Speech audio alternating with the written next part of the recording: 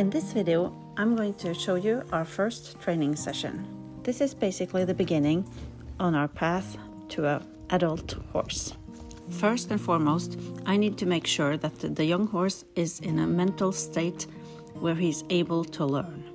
And how do I know that he is in a mental state able to learn? Well, he needs to have all his basic needs covered, which means he needs to be safe. Basically, he needs enough food, enough rest, and he needs some friends. He's a herd animal, so he needs to be a part of a herd. When all this is in place, the horse is in a mental state where he is able to learn. Simply, he is happy and stress-free. I'm paying attention to any kind of stress or confusion in the horse, and I'm trying to reward every time he tries to do what I ask him to. To make the tasks easier, I always make sure to prepare him. Like here, I'm letting him sniff the brushes before I brush him.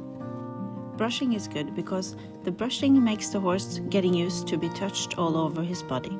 He needs to accept being touched all over, to accept harness, saddle, bridle, and all kinds of stuff later. Just being cross-tied, that's a task for a young horse, and I make sure he is not alone. He has his friend in a stall pretty close by. When he has his ears back like this, it's not because he's in a bad mood or anything. The ears just shows me in which direction his attention is.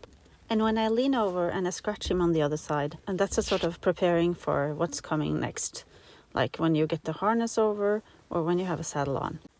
The fact that the person is on one side and he can feel something on the other side. He's obviously a fjord horse, and fjord horses are supposed to have a big forelock. Before I spray anything, I cover his eyes so he's not being uncomfortable. I usually brush the forelock maybe once a year or something like that. It's very rare because I want them to be big and hairy. Before I brush them, I want to have some shoshin or something in it to make sure I don't pull out too much hairs.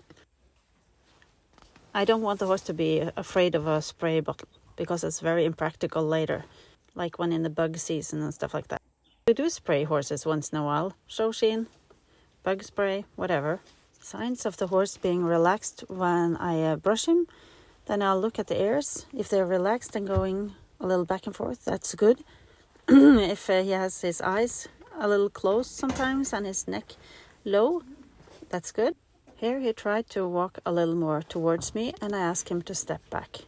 That's maybe one of the most important things that happens here. I ask him to step back, he steps back, he relaxes, and he gets a reward. A good horse knows when to step back and to stay away from your space. I never scare the horses out of my space, but I teach them how to step back. And this is exactly how I start. One little step and reward. Here you see how his mane was all overgrown during the summer and we needed to cut it all off.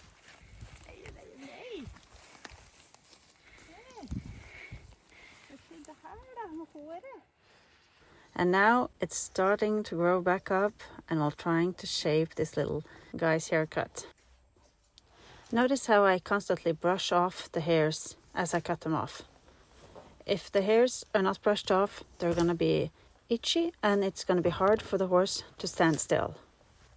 The way he keeps his neck low, he shows that he's not scared of this.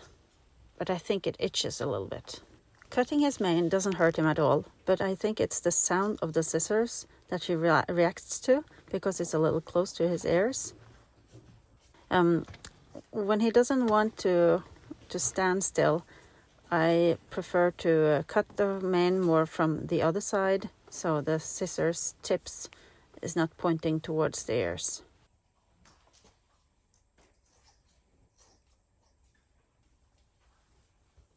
Because he's shaking his head, then it feels safer to cut from this side, so I have the scissor in this direction instead of towards his ears. A small thing to keep in mind when we're dealing with horses. It's what you say with your body language. That's who you are to the horse. Think about it. How do you behave? Like, what kind of language do you use So that's the only way they know who you are. It's through how you behave. Who are you to your horse? Who do you want to be? Are you the one that says nice things that are comfortable to be around? Or are you the commander?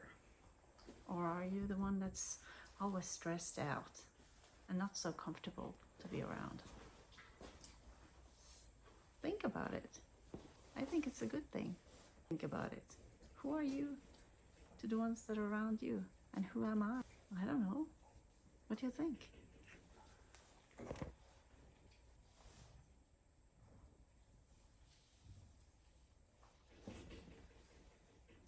Here I'm going to pick his feet, and he thinks it's a little hard to stand on 3 feet.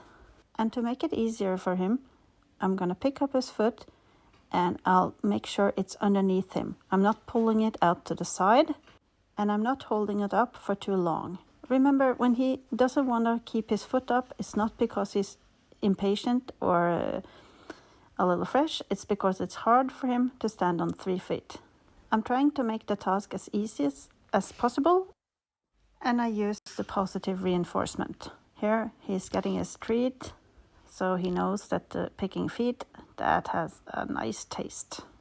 I don't use treats very often, and this treat has a new taste to him, so he's a little curious. Okay. Well, he could handle it, he says. Now we'll see what he thinks about lifting his hind leg. I make sure that he stands still from the start, and I follow his leg all the way down. No surprises here. And when I lift his foot, I'm not pulling it too far out. He can handle this situation balance-wise. Here you see he's very busy with the treat. He didn't care. That was easy. When I tried the other foot, this is a little interesting. He thinks it's a little harder. It's harder for him to stand on the right hind than the left hind. It's nothing wrong about that. It's just like a lot of people, they like writing with right hand instead of the left hand. Or maybe they're a lefty, so they like to write with the left hand. This guy, he thinks it's a little hard to stand on the right hind. When so, I make sure to not keep the foot up for too long at a time. I reward him every time he keeps his hoof up. Okay, front foot. Okay, a little hard.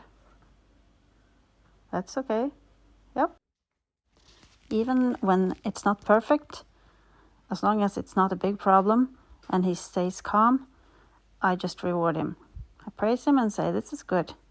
Good job. He didn't do anything wrong. Losing his balance for a moment, that's not doing anything wrong. Now I'll introduce him to a saddle pad and a surcingle. This is the first experience with a preparation for getting to know harness and getting to know a saddle. I'm making sure that he's very relaxed and he's comfortable in my company, and I just put the saddle pad on. And he doesn't care at all. That's good. And I pet him a little and I make some sound in the saddle pad so he knows it's not dangerous with a little different sound. If that's okay, like here, I'll let him sniff the surcingle and then I'll just put the surcingle on. He's so curious. He likes this. He likes things happening.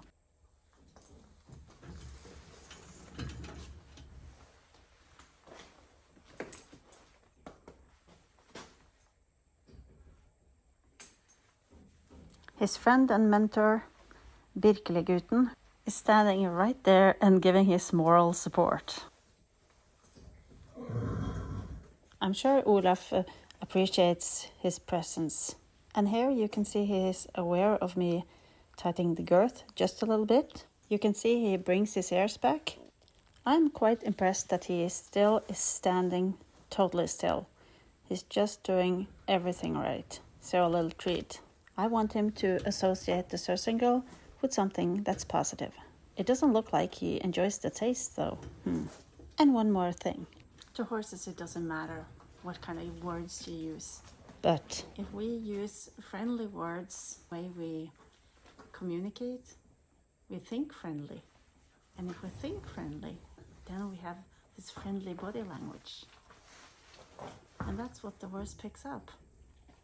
You don't have to have a lot of words, or you don't have to do a whole lot of things. But if you can make sure that you have this friendly tone in your thinking and your the words you use, then I think it will be a lot easier to have a good connection with your horse.